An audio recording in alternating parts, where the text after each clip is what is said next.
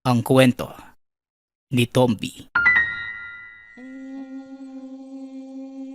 Ang kwentong ito ay hango sa totoong buhay. Mula ito sa isa nating tagapakinig.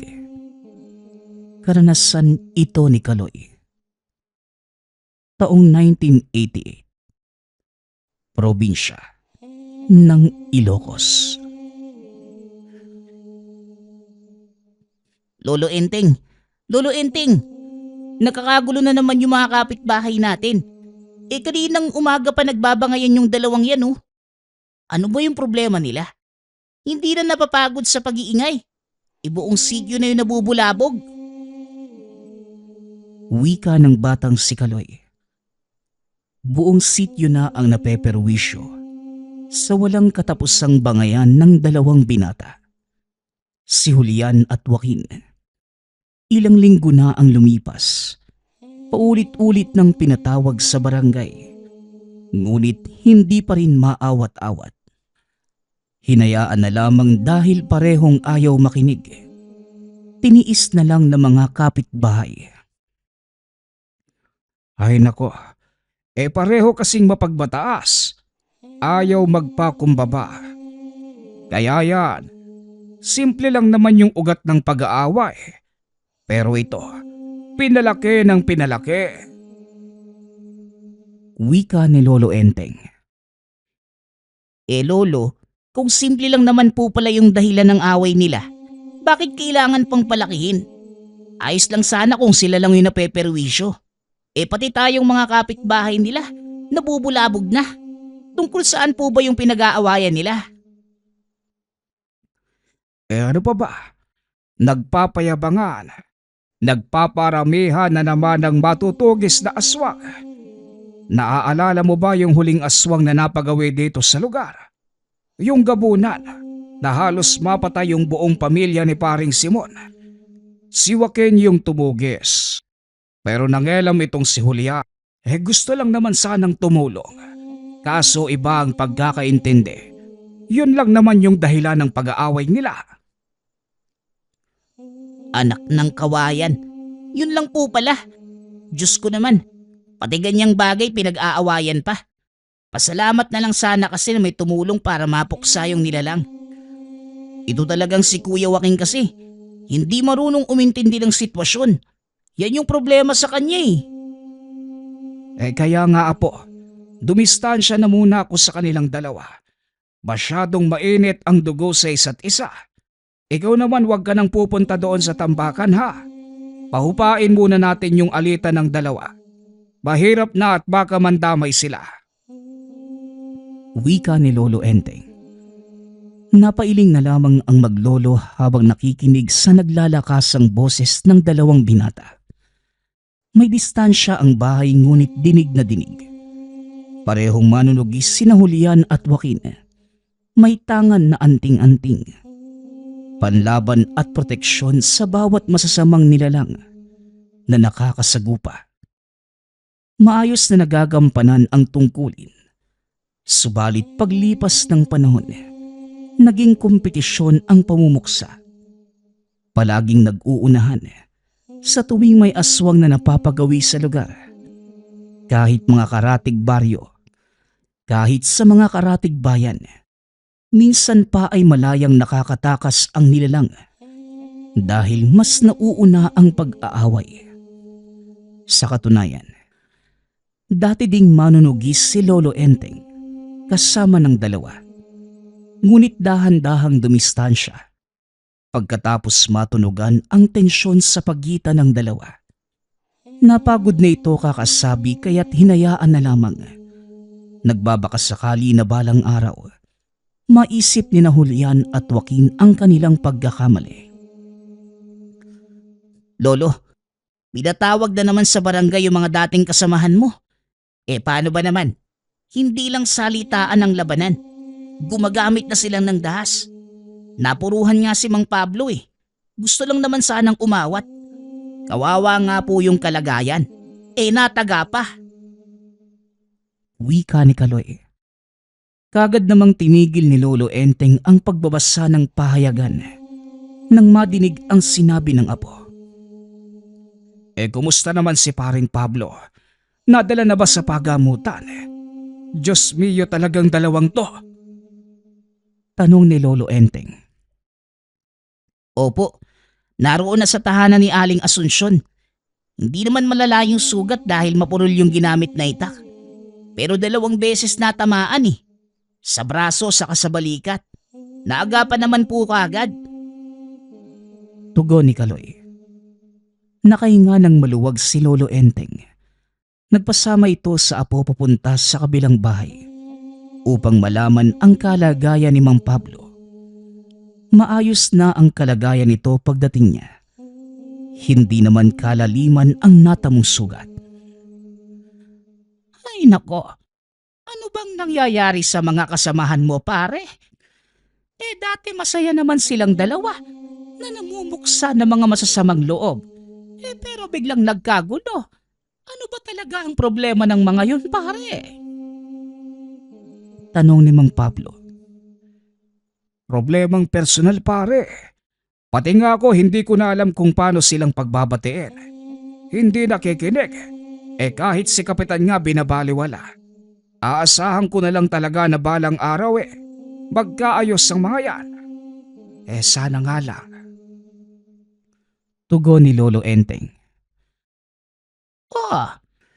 Baka naman mamayang gabi. Mag-uunahan na naman sila sa pagtugis ng aswang doon sa kabilang bayan.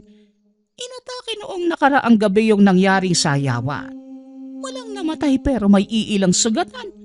Hindi malinaw yung detalye ng mga biktima. Kasi lasing noong sinalakay. Nagawa naman nilang makaligtas pero maraming kalmot sa katawan.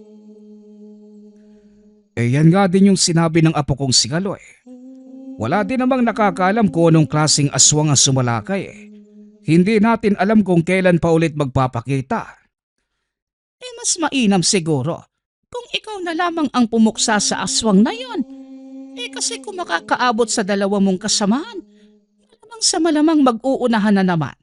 Baka sa halip na matugis yung nilalang, makawala pa. Mungkahi ni Mang Pablo. Napatango naman si Lolo Enteng habang iniisip ang sinabi nito.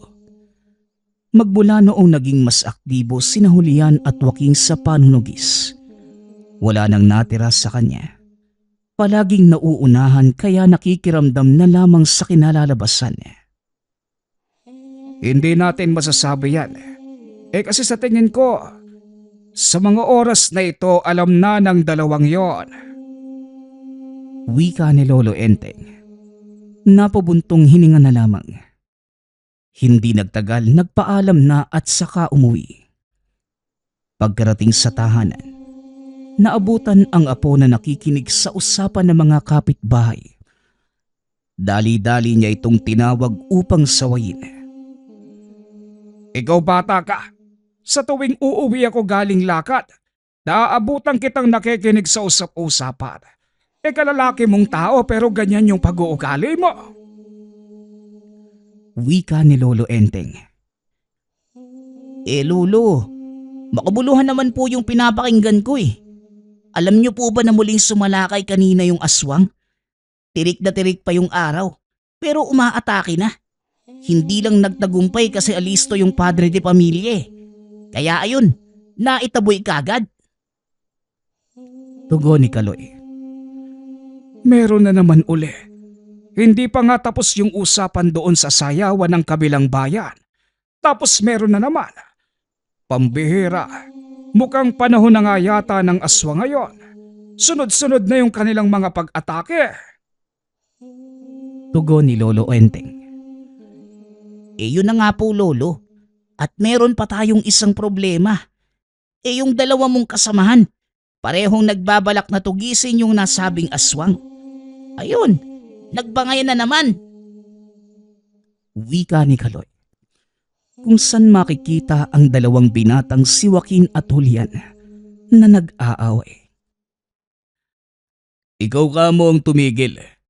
Ako yung naunang nakaisip na tugisin yung aswang Tapos ikaw itong makikisawsaw. Wika ni Julian. Talaga ba?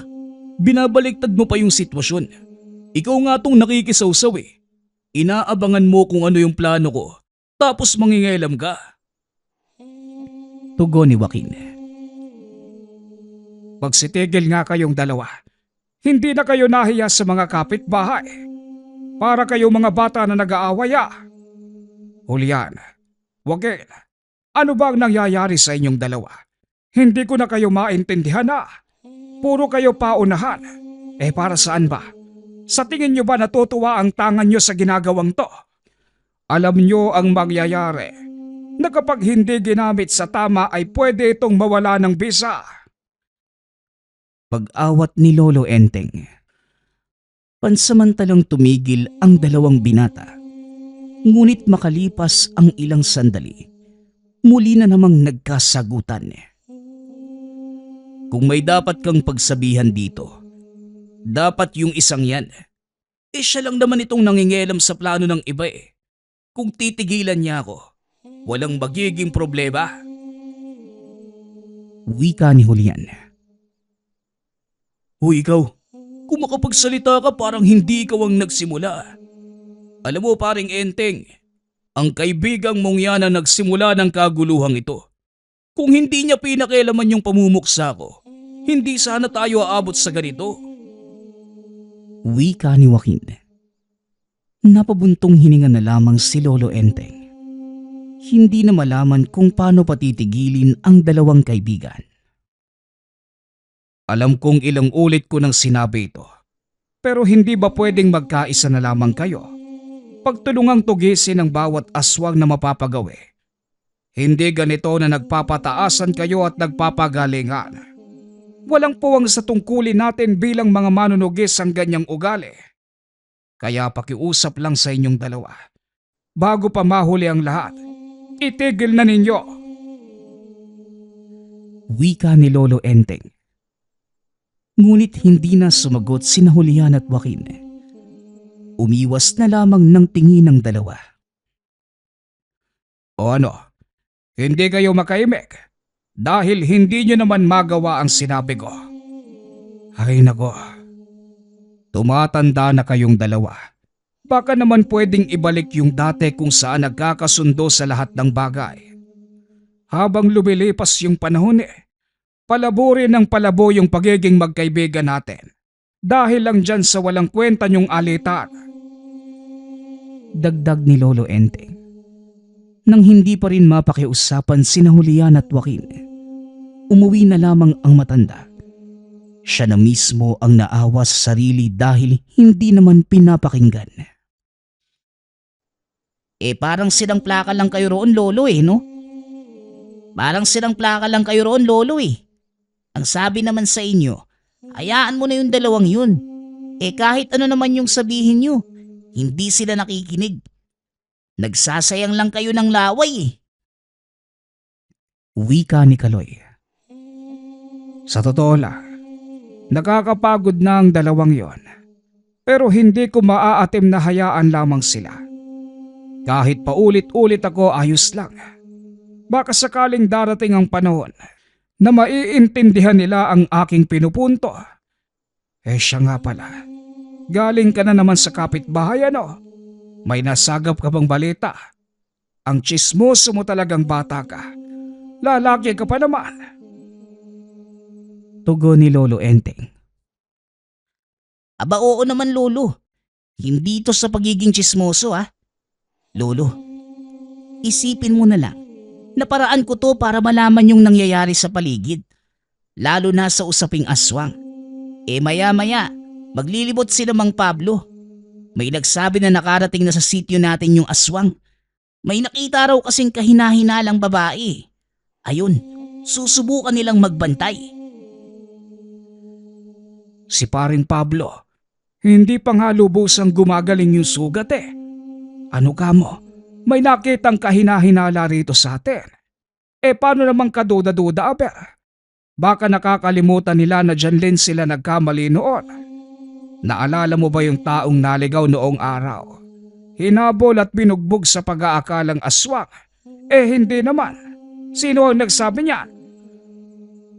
Tanong ni Lolo Enteng. Si Yan po. Nakita niya po yung taong yung kagabi. Sa kanina, naglilibot daw sa lugar. Tapos, patingin-tingin sa mga kabahayan. May kinausap din pong bata. Mahigpit nga raw po yung pagkakahawak eh. Tugon ni Kaloy.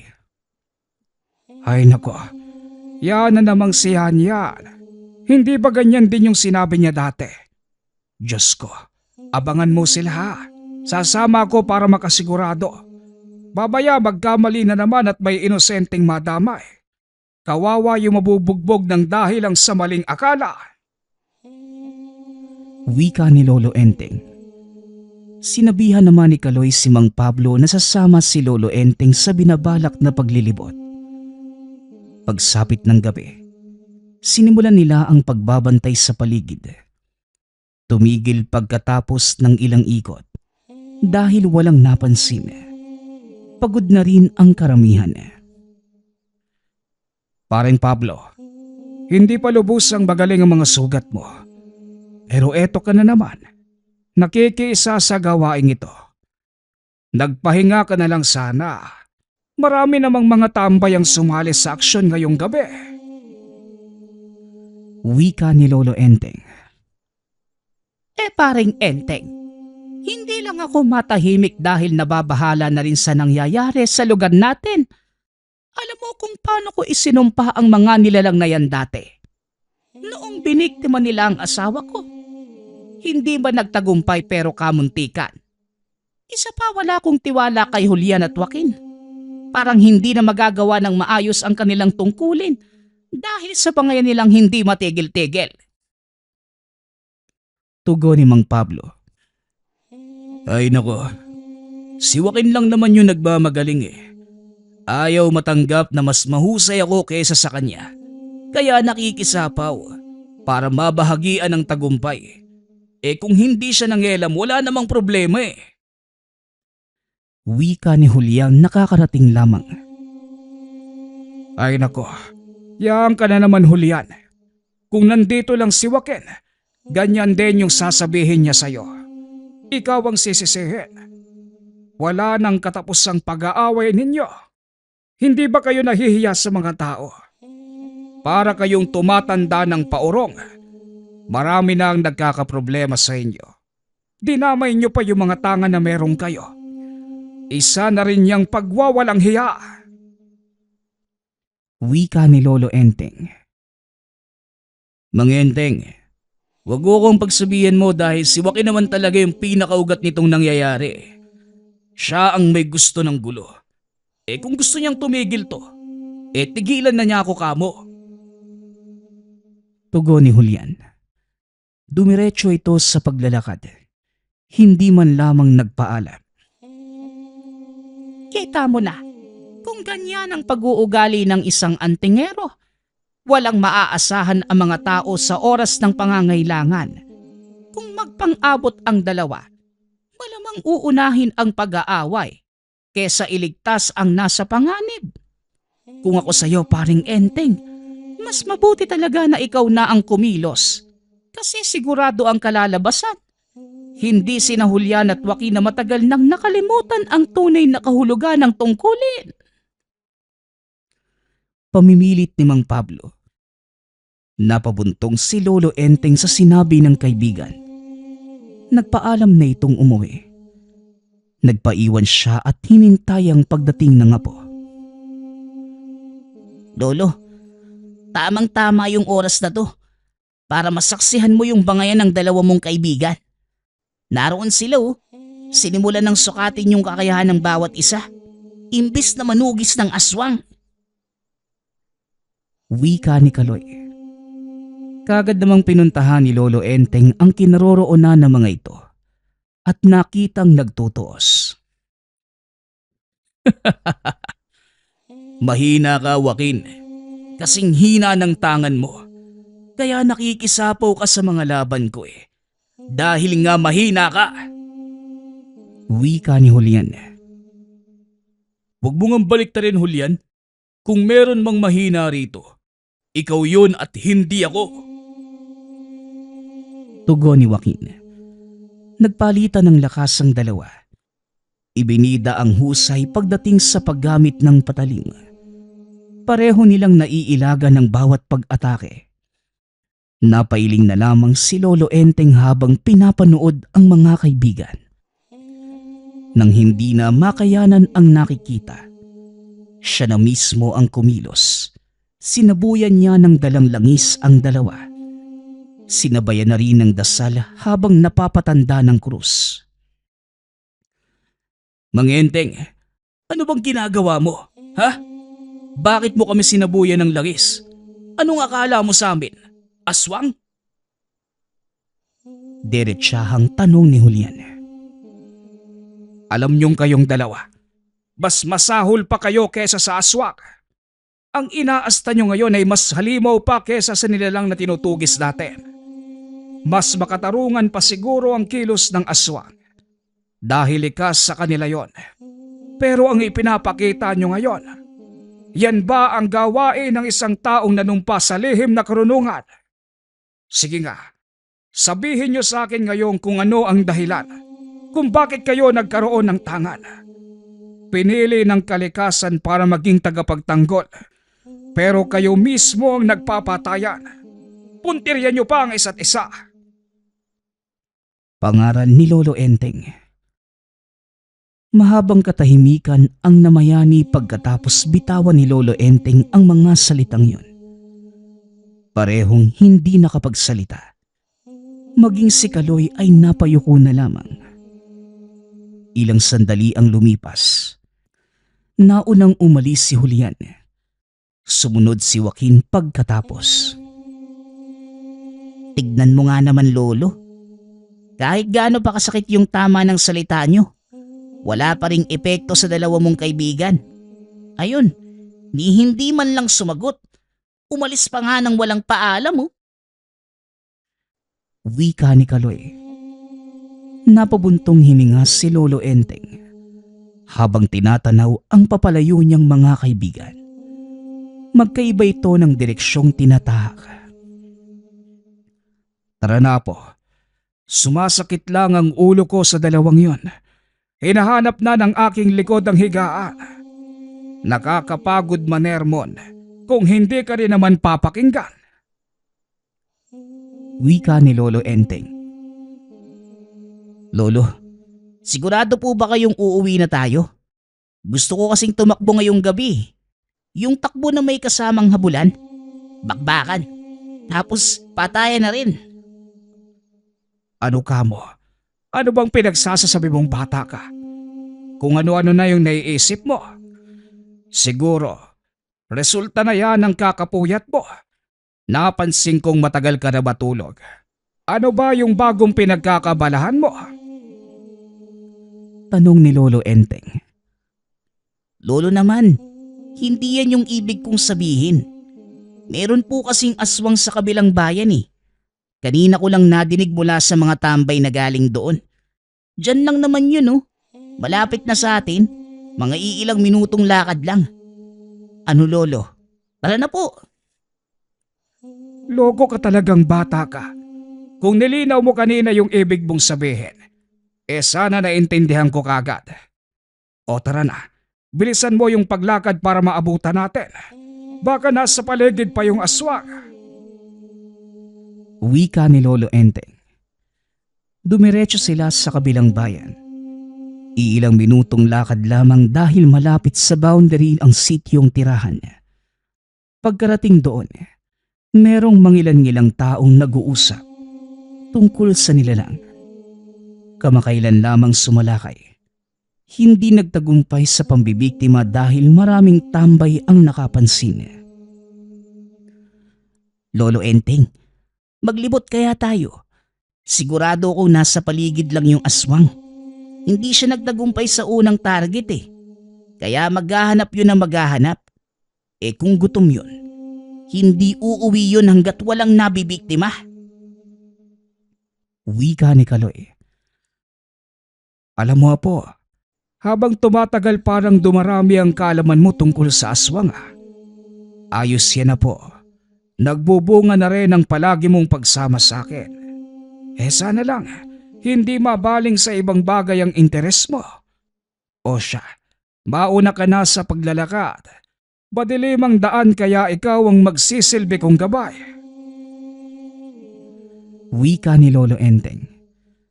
Naglibot muna sila sa paligid. Tamang lakad. Tinitignan ang bawat sulok na nadaraan. Ngunit imbes na aswang ang matagpuan, sina Julian at Joaquin ang nakita. Pagkarating sa taniman ng niyog, nagtutuos ang dalawa roon. Walang tigil sa pagpapalitan ng lakas. Ako ang mas malakas sa atin, Julian. Alam mo yan, kahit anong gawin mo, hindi ka mananalo sa akin. Wika ni Joaquin. Oy Joaquin, umaasa ka na naman ng gising ah. Kahit bali-balik na rin man natin ang mundo, hindi mo ako mauungusan. Bakit hindi mo nalang aminin sa sarili mo na naiinggit ka sa akin, kaya mo ako ginugulo? Tugon ni Julian. Hoy kayong dalawa, magsitigil na nga kayo.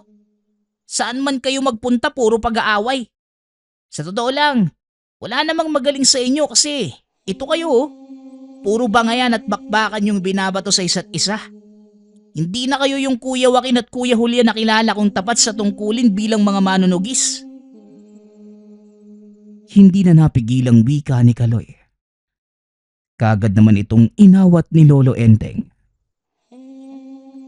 Julian, Joaquin, pati ba naman dito sa Karatig Bayan? Ganyan pa rin yung ipinapakita niyong dalawa. Nasa na ba yung puso at atensyon ninyo? Wala na sa tungkuling dapat gampanan. Napunta sa personal na hangarin. Nilalamon na kayo ng kademonyuhan.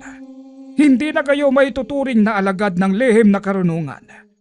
Kung hindi kayo mapipigilan, mas mainam pang isuko na ninyo ang tangan kesa malapastangan. Sigaw ni Lolo Enteng. Parehong napalunok sina Julian at Joaquin. Nagkatinginan, sabay pang napahawak sa tangan. At bakit naman Mang Enteng? Bakit namin isusuko sa'yo? Sino ka para sabihin sa amin yan? Ipinagkaloob ito sa akin ng kalikasan. Ako lamang ang nagmamay-ari nito at wala kong dapat sundin ikaw man o kahit na sino. Tugon ni Julian. Mang Enteng, huwag ka ngang magmagaling. Kagaya ka lang naming may tangan at isang manunugis. Patas lang tayo ah. Hindi ka nakatataas kaya wala kang karapatang magdikta. Dagdag ni Joaquin. Oo, tama kayong dalawa. Hindi ako nakakataas. Ordinaryong manunugis na merong tinatangan. Pero may karapatan akong magsalita bilang isang tapat sa tungkulin at alagad ng lihim na karunungan. Ang kagaya niyong nakalimutan ng tunay na kahulugan nito, isang lapastangan. Winawalang hiya niyo ang biyaya ng kalikasan. Hindi niyo na ito nirespeto dahil puro kayo pataasan. Ilang aswang na ba ang nakatakas dahil inuuna niyo ang pag-aaway kesa tugisin ang totoong kalaban? Hoy Mang Enteng, tumahimik ka na nga. Ang dami mong daldali. Nagbibida ka na naman eh. Gusto mo kasing malinis yung papel mo. Kunwari isa kang marangal, mabuti at matapat na tao. Ganyan yung papel na gusto mong makita ng mga tao sa'yo eh. Pero ang totoo, ano na nga bang nagawa mo para sa lugar natin? Tanong ni Julian. Hoy Kuya Julian, huwag mong sigawan ng lolo ko. Malaki ang respeto ko sa nakakatanda. Pero kapag sinigawan mo na si Lolo Enteng, nawawala yung galang ko.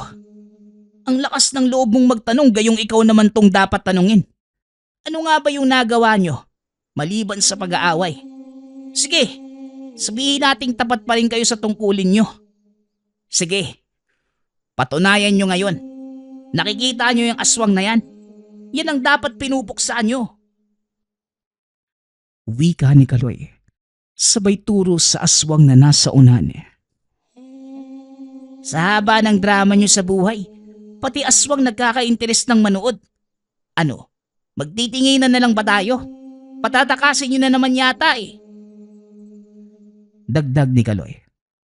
Kagad namang kumilos sina Julian at Joaquin para mahuli ang aswang. Pareho silang tumugis ngunit mapapansin ang pakikipagkompetensya. Ikaw talaga, Kaloy. Gumawa ka na naman ng paraan para magkasagaran ng pasensya yung dalawa. Tabi, tutulong na ako. Mamaya makawala pa yung aswang na yan eh. Wika ni Lolo Enteng. Lolo, wag na po. Hayaan mo yung dalawa na tumugis para makita natin kung alam pa ba nila yung kanilang tungkulin. Re-resback naman tayo kung tatagilid na eh. Sila na muna yung hayaan natin. Wika ni Kaloy. Naintindihan ni Lolo Enteng ang punto ng apo. Sang-ayon siya rito. Kaya pinanood na lamang ang nangyayari sa harapan. Halos magkasabay ang bawat pag-atake ni Julian at Joaquin. Mabibilis ang kilos. Tumatama ang mga hawak na patalim. Ngunit nang sandaling makabawi ang nilalang, nasugatan sila at bumagsak sa lupa. Parehong nagulat nang tumalab ang kuko ng aswang sa kanilang balat. Habang si Lolo Enteng at Kaloy naman, sa kabilang banda, hindi makapaniwala sa nasaksihan. Ang dalawang antingero nakahandusay sa lupa at duguan. Kaloy, lapitan mo sina Julian at Joaquin. Ako nang bahala sa nilalang. Sinasabi ko na nga ba darating din ang araw na ito. Wika ni Lolo Enteng. Hinarap na matanda ang aswang na kamuntikan ng makatakas. Mabuti at naabutan niya. Tinaga niya ng tinaga. Hindi hinayaang makabawi. Lumipas ang ilang sandali ay bumulagta na ito. Gumulong ang ulo matapos mapugot. Oh, ito na yung resulta sa walang kwenta niyong pag-aaway. Ilang beses na kayong pinagsabihan. Pero baliwala lang kasi. Kampanteng-kampante kayo eh. Ano kayo ngayon? Aaray-aray na lang. Pananermo ni Kaloy. Kina Julian at Joaquin. Hindi na lamang dinagdagan pa ni Lolo Enteng. Dahil parehong umiinda ng sugat. Pansamantala niyang inagapan. Pagkatapos mailigpit ang bangkay ng nilalang, inakay ng maglolo pauwi ang dalawang binata. Ilang araw ang lumipas. Bumalik ang katahimikan ng lugar. Hindi dahil wala lang nagpaparamdam na aswang, kundi tumigil na rin sa wakas ang bangayan ni Julian at Joaquin. Pareho na silang natuto sa mga nangyari. Oh, wag niyo kong mabigyan ng ganyang muka. Nagsisisi kayo dahil sinukuan na kayo ng sarili niyong tangan ano? Aba, wag kayong malungkot. Kayo naman yung gumawa ng dahilan eh. Kung isinantabi niyo yung ganong pag-uugali, hindi sana tayo umabot sa ganitong sitwasyon. Kaso, ang titigas ng bungo niyo. Pagdusahan niyo ang parusang ipinataw ng kalikasan. Pangaral ni Lolo Enteng. Napakamot na lamang sa ulo si Julian at Joaquin. Ni hindi sila makatingin sa mata ng matanda. Hindi man aminin sa salita. Mababakas sa kilos ng mga ito ang labis na pagsisisi. Hinayaan na lamang muna ni Lolo Enteng na makapag-isip-isip ang dalawa. Alam mo Lolo, may natutunan ako sa nangyari no? Kailangan talagang respetuhin at gamitin sa kabutihan yung ipinagkaloob na tangan. Tignan nyo yung dalawang yun. Nagmumukmok na lamang sa sulok. Nakakaawa, pero kailangan din nilang maturuan ng leksyon eh. Sagrado yung bagay na kanilang nilapastangan. Sa kabila ng lahat, dapat talaga maging tapat sa tungkulin. Para saan pa yung sinumpaan kung babalik ko sa huli? Ay nako. Wika ni Kaloy. Oo apo, tama ka. Kaya kung sakaling pagkalooban ka rin ng kalikasan, palagi mong bibit-bitin bilang aral ang pangyayaring ito. Walang pagdadalawang isip ang tangan sa pagpili ng taong nais maging katuwang sa tungkulin. Pero hindi rin ito manghihinaya. Nabawiin ang bisa. Kung hindi na tapat ang napili, hindi ito laro-laro lang at seryosong gampanin. Ang susunod nating kwento ay mula sa isa nating tagapakinig. Karanasan ito ni Adrian. Walang eksaktong taon. Probinsya ng Aklan. 2 linggo pa lamang ang nakalilipas. Magmula nang manirahan ang pamilya ni Adrian sa Aklan. Nais nilang makaiwas sa gulo sa syudad. Sa estado ng bunsong anak, kinakailangan itong mailayo sa anumang uri ng polusyon dahil sa paglala ng hika. Maswerte naman dahil may naiwang tahanan doon ang mga magulang. Hindi na nahirapan ang pamilya sa paghahanap ng bagong matutuluyan. Sa unang mga araw, masasabing maayos naman ang lugar dahil napakatahimik at halos lahat ng kapitbahay marunong makisama. Noong bagong lipat pa lamang ang pamilya, hindi nagdalawang isip ang mga ito na tulungan sila sa pag-aayos ng tahanan maging sa mga kagamitan. Sa katunayan, pinahiram pa nga sila nito kagaya ng martilyo na nagamit sa pagkukumpuni ng ibang aparador. Dahil sa kabaitang ipinapakita ng mga tao sa lugar, nangako si Adrian sa sarili na ganon din ang ibabalik niya sa mga ito. Ayon sa kanya, sa bilis ng pag-ikot ng mundo, mabuti pa rin ang mga tao doon dahil ang iba ay puro pera na lamang ang nasa isipan. Maswerte ito na walang hinihinging kapalit ang mga tao sa bawat pagtulong. Samantala, hindi naman siksikan ang mga tahanan sa lugar. Sa kada lupang kinatitirikan ng bahay, may kanya-kanya silang bakura na pwedeng pagtaniman ng mga halaman. Ayon kay Adrian, halos lahat ng tahanan, donasyon ng dating alkalde sa lugar. Napakasariwa ng hangin dahil sa dami ng punong nakatanim. Isa pang ikinakasaya ni Adrian ang pagkakaroon ng sari-sariling poso na pinagkukunan ng tubig. Isang araw, 5:00 pa lamang ng umaga, nagyayana ang asawa ni Adriana si Linda sa pagbabanlaw sa mga damit. Dahil tulog pa naman ang 3 anak, tinulungan na ni Adrian ang asawa. Ito na lamang ang nag-abala sa pagbubomba ng poso habang ang asawa naman ang tagabanlaw. Hindi pa man nakakalipas ang ilang oras, magmula nang maglaba ang mag-asawa, biglang natigil si Adrian nang makita ang matandang lalaking nakaupo malapit sa bakuran. Kagad itong nilapitan, naitanong kung ano ang maitutulong. Nagpasintabi at nagwika naman ang matanda na kung pwede ba siyang makahingi ng tubig. Dahil gusgusin na ito at halata sa mukha ang gutom, pinapasok ni Adrian ang matanda at binigyan ng maiinom. Nagmamadali din itong nagluto ng almusal para mapakain ang matanda. Huwag ka nang mag-abala, iho. Ayos lang ako.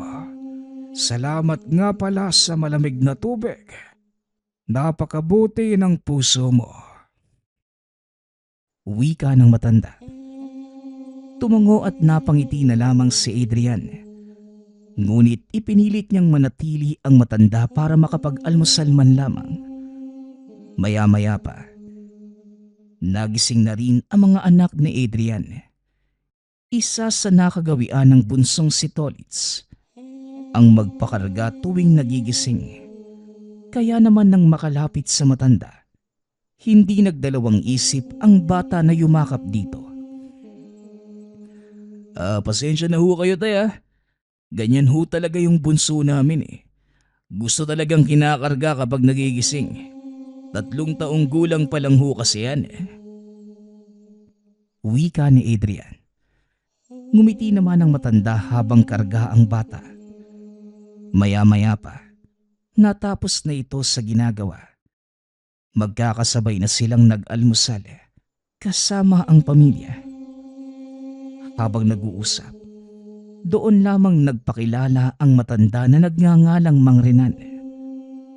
Matagal na panahon siyang walang pamilya dahil nasa ibang lugar na ito lahat naninirahan. Pagtitinda na lamang ng kung anong bagay ang ikinabubuhay ng matanda. Nang tanungin naman ni Linda kung ano ang itinitinda, hindi naman ito tumugon.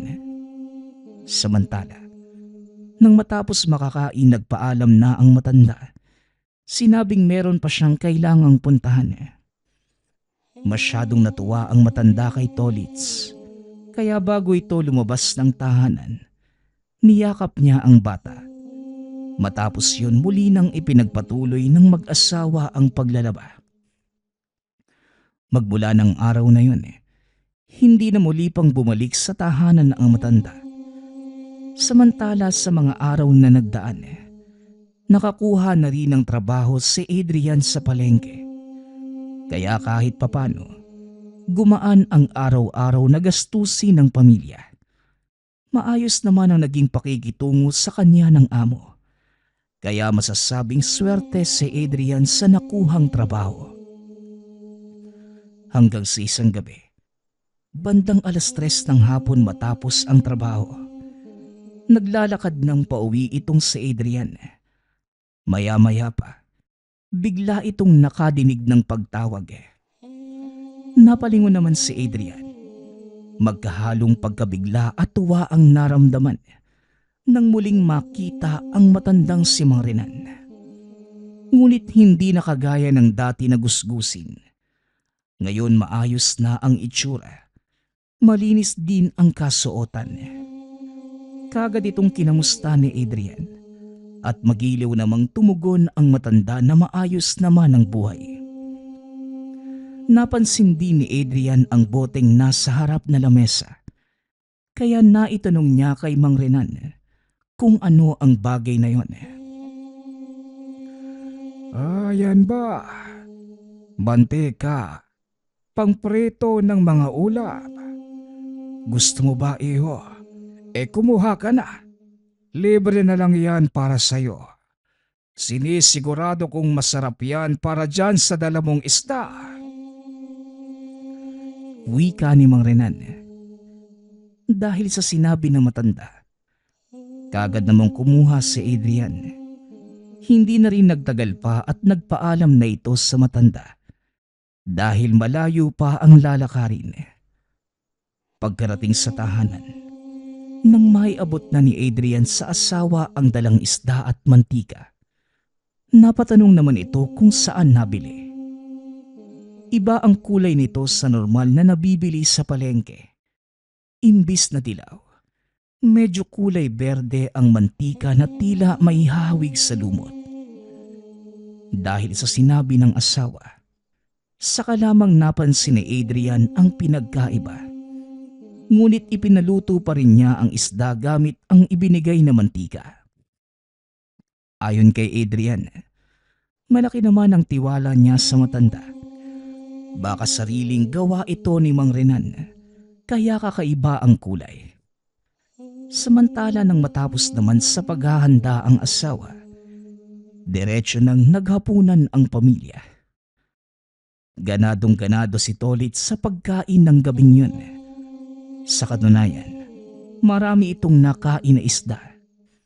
Matapos yon ay wala namang kakaiba pang naganap sa pamilya. Akmang matutulog na sana ang mag-ina, bigla na lamang umiyak ng napakalakas ang anak na si Tolits. Hindi naman malaman ni Adrian ang gagawin. Ngunit ilang minuto lang bigla namang natigil sa pag-iyak ang bata. Dahil wala namang kakaiba kay Tolits at hindi na din ito nilalagnat. Pinagsawalang bahala na lamang ng mag-asawa ang pag-iyak ng bata. Maya-maya pa, mga bandang 3:00 na madaling araw, bigla na lang nagising ang mag-asawa nang muli na namang umiyak ang bunsong anak. Sa pagkakataong ito, nang naitapat ni Adrian ang bata sa ilaw, nakita niyang maputla na ang mukha nito. Tila wala ng dugo at patuloy sa paghahabol ng hininga. Dahil walang naitabing gamot na mga panahong yun, minabuti na ni Adrian na itakbo ito sa pinakamalapit na albularyo sa lugar. Kahit alanganin ng oras, hindi na nagdalawang isip pa na lumabas ng tahanan. Pakiramdam nila anumang oras malalagutan na ito ng hininga. Mabuti na lang, dahil kakilala ni Adrian ang manggagamot, kaya madali siyang nakapunta sa tahanan nito. Samantala, naabutan naman ng mag-asawa na abala ang albularyo na mga panahong yun sa pagdarasal sa altar. Kaagad namang nagpasintabi si Adrian at hindi na nagdalawang isip pa ang albularyong papasukin ang mga ito. Nang maitabi ang bata sa albularyo, kaagad namang hinawakan ng matanda ang palad nito. Hindi talaga paaawat ang nilalang na yon. Ito na nga bang sinasabi ko sa mga bagong salta dito sa lugar. Hindi kayo nabalaan patungkol sa mga pagala-galang may sakaliwanan ng bibiktima. Ang batang ito, napuno ng mantika ang buong katawan. Yun mismo ang dahilan sa pagkaubos ng dugo niya. Wika ng albularyo. Kaagad namang pinahiga ng manggagamot ang bata at sinagawa ang ritual. Meron itong pinahid sa dibdib ng bata para hindi ito gumalaw. Inilabas na rin na matanda ang bote ng itim na mantika at sapilitang ipinainom kay Tolits. Ilang segundo lang matapos na malunok, kaagad namang sumuka ang bata. Kasabay nito ang biglaang pagkawala ng malay. Halata sa mukha ng manggagamot na maging ito. Nag-aalala kaya hindi maiwasan ni Adrian na mapatanong. Pasensya na iyo. Mukhang hindi na kinaya ng anak mo. Tuluyan ang naubos ang dugo sa katawan niya. Nasipsip na ng nilalang. Kaya pasensya na. Wika ng albularyo. Hindi pa man natatapos sa pagsasalita ang matanda. Itinakbo na ni Adrian papalayo ang bata. Ayon sa kanya, itatakbo na lamang niya ito sa pinakamalapit na ospital. Ngunit kagaya ng sinabi ng matandang albularyo, ganon din ang pahayag ng doktor. Wala na itong buhay dahil naubusan na ng dugo sa katawan. Maging ang mga doktor nagtataka sa sinapit ng bata. Lalo pat wala namang natamong sugat si Tolits. Wala nang nagawa ang pamilya, kundi iuwi na lamang ang bangkay ng anak. Napakalungkot ng sinapit ng pamilya. Pero wala namang ibang pagpipilian, kundi tanggapin at mailibing ang bangkay ng bata. Halos 1 linggo din naging abala ang mga ito. Kahit hindi man lubusang maintindihan, inirespeto na lamang ni Adrian ang pagkamatay ng anak. Matapos na mailibing, muling nagpunta si Adrian sa tahanan ng manggagamot. 5:00 ng hapon, kung saan wala na masyadong pasyente nakapag-usap ang dalawa. Dito tuluyang nalinawan si Adrian sa ibig sabihin ng manggagamot. Isang elemento ang nambiktima sa anak. Isang nilalang na naninirahan sa minahan. Ipinagpapalit ang ginto sa dugo ng mga bata. Si Mang Renan ay may kapangyarihan sa kaliwa. Kaya nagagawa nitong makipagkasundo sa elemento. Siya bilang tao ang mambibiktima sa pamamagitan ng mantika.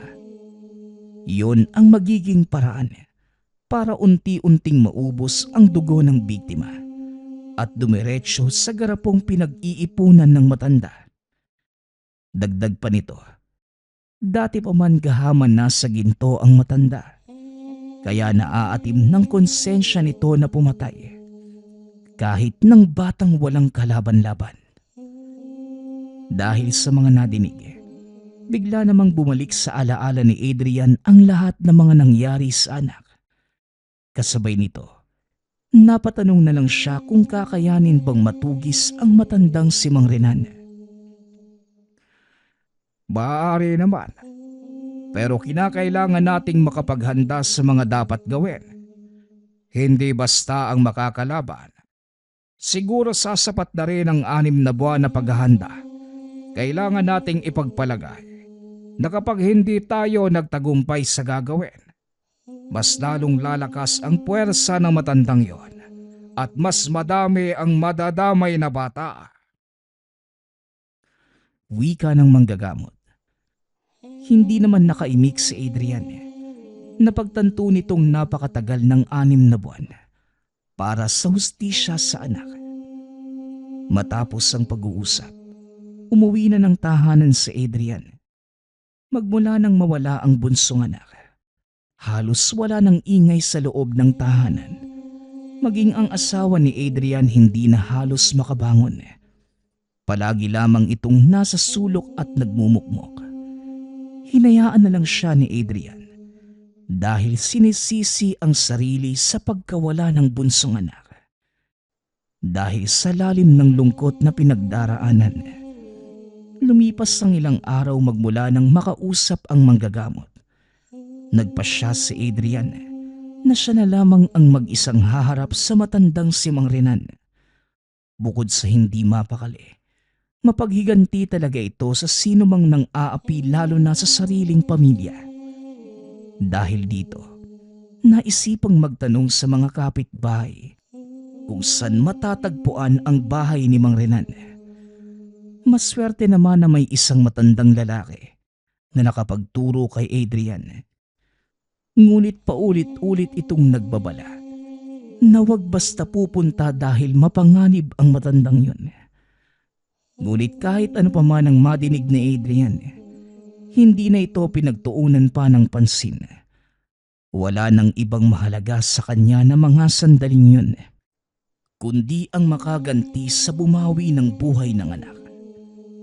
Isang Biyernes ng gabi, mag-isang tinahak ni Adrian ang daan papunta sa tahanan ni Mang Renan. Habang naglalakad, kahit papano nakakaramdam din ng takot dahil sa mga nadinig na babala. Samantala, dahil pamilyar sa kanya ang dinaraanan, mabilis niyang natagpuan ang tahanan ng matanda. Nakatayo ito sa paanan ng bundok. Madali lang din na makita dahil 2 palapag lamang ang tahanan. Sa paglapit ni Adrian, nakita niyang nakabukas ang pinto ng tahanan, kaya diretso itong pumasok. Ngunit nang makita ang matanda, dahan-dahan itong naglakad. Napansin itong taimtim na nagdarasal ang matanda sa isang sulok. Kaharap ang isang garapang puno ng mga dugo. Nang magawi naman ang tingin ni Adrian sa bandang likod ng garapa, nasilayan ang mga nakaimbak na ginto. Samut-sari ang klase. May mga kwintas, ngunit karamihan sa mga ito ay mangkok na ginto. Samantala, hindi naman nagtagal na tapos na sa ginagawa ang matanda. Sa pagharap nito kay Adrian, bigla itong tumawa ng napakalakas.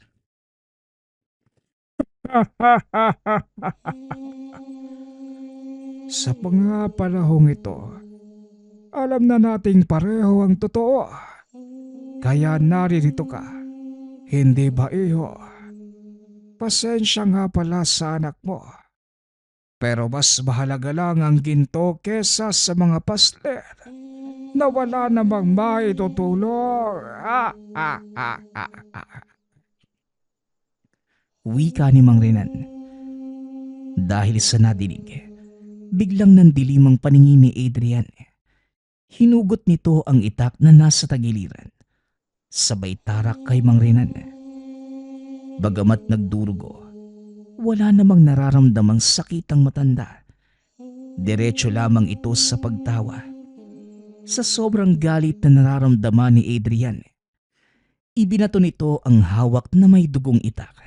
Ganun naman ang pagkabigla ni Mang Renan. Dahil eksaktong naitarak ito sa isang ribulto na naroon sa altar na matanda.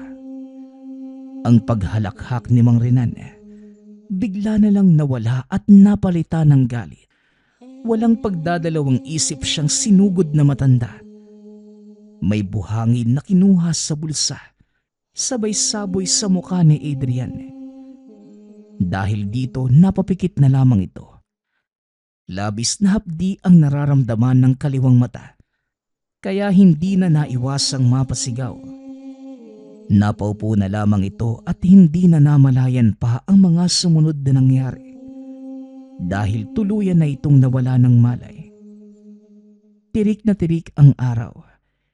Yan ang sunod na nakita ni Adrian nang imulat ang mga mata. Nagmamadali itong napabango nang mapansing nakahiga siya sa talahiban. Sa pagmamasid ni Adrian, nasa tuktok na ito ng bundok, sa taas ng mismong tahanan ni Mang Renan. Sa muling pagtahak ng daan pa ibaba, bagamat nakitang nakabukas pa rin ang pintuan ng tahanan ni Mang Renan, hindi na ito muli pang pumasok. Bagkus dumiretso na lamang sa tahanan ng manggagamot. Pagkarating naman sa bahay na matanda, sakto naman na wala itong pasyente. Kaya nailahad ni Adrian ang mga pangyayari. Napailing na lamang ang matandang albularyo. Abay, napakatigas nga naman talaga ng ulo mo, ano? Sinabihan na kitang huwag kang susugod ng basta sa matandang yon. Wala ka rin namang laban sa kanya. Tignan mo ang kaliwang parte ng mata mo. Yan ang magiging tanda ng minsang pagsagupa mo kay Mang Renan. Wika ng albularyo. Kasabay nito, iniabot na manggagamot ang maliit na salaming hawak. Sa pagtingin ni Adrian, dito lamang napansin na sobrang pula ng mga mata. Samantala, pupunta sila sa tahanan ng mga elemento para kahit papano masilayan ni Adrian ang tinutukoy na mga nilalang. Kagad namang sumang-ayon si Adrian. Kagad nilang pinuntahan ang kuweba kung saan napapabalitang maraming aswang na nakatira. Pagkarating pa lamang ng dalawa, nagpakawala na ng mga orasyon ng albularyo. Kasabay nito, inutusan naman niya si Adrian na ipikit ang mga mata. Nang muling idilat ang mga mata, nagulat si Adrian nang may makita na nilalang sa isang sulok. Napakaliit lamang nito at may buhok na sobrang nipis. Nakakaagaw atensyon ang napakalapad at matulis nitong tenga na lagpas ulo. Napakatangos din ng ilong at nakakakilabot na malaholi na purong puti na mga mata. Nang mga panahong yun, abala ito sa pagsipsip ng mga dugo na nakaimbak sa gintong garapa. Dahil sa nakita, nakaramdam naman ng kilabot si Adrian. Kasabay nito, napasabi din ang manggagamot na si Mang Renan lamang ang may kakayahan na makipag-usap sa elemento. Pwera na lamang kung gumamit ng mga orasyon ang manggagamot. Hindi na lamang nagsalita pa si Adrian. Hindi nagtagal, nagyaya nang umuwi ang manggagamot. Samantala, nang makauwi na si Adrian, bigla na lang niyang naramdaman ang pananakit ng kaliwang mata. Sa sobrang sakit, napaupo pa ito at pinikit ang dalawang mata. Ngunit sa muling pagmulat, kaba ang naramdaman dahil hindi na muli pang nakakita ang kaliwang mata. Dahil dito, muli siyang bumalik sa albularyo. Ngunit ayon sa manggagamot, ito ang ganti ni Mang Renan sa pagtarak ng itak sa sinasambang rebulto. tanging ang matanda lamang ang makakapagtanggal dahil selyado ang parusa. Hindi na ipinagpilitan pa ni Adrian na magamot yon. Ayon sa kanya, titiisin na lamang yon kesa muling lumapit sa matanda. Magmula ng araw na yon, hindi na muli pang nakakita ang kaliwang mata ni Adrian. Dahil sa mga nangyari, nagpasya ang pamilyang lisanin na ang lugar. Lalo pat may iba pa itong mga anak na hindi naman malayong mabiktima ng nilalang. Sa paglipas ng panahon, muli pa itong bumalik sa lugar. Ngunit para na lamang dalawin ang puntod ng bunsong anak. Samantala, kahit naninirahan na sa syudad, naging pihikan na ito sa pagtitiwala sa mga tao. Dahil kahit kailanman, hindi niya malilimutan ang sinapit ng kamatayan ng bunsong anak. Dahil lamang sa tindero ng mantika. Nagpapasalamat nga pala ako sa lahat ng sumusuporta sa ating channel. Nawa ay patuloy niyong suportahan at pakinggan ang ating mga kwento. Hanggang sa muling pakikinig. Paalam.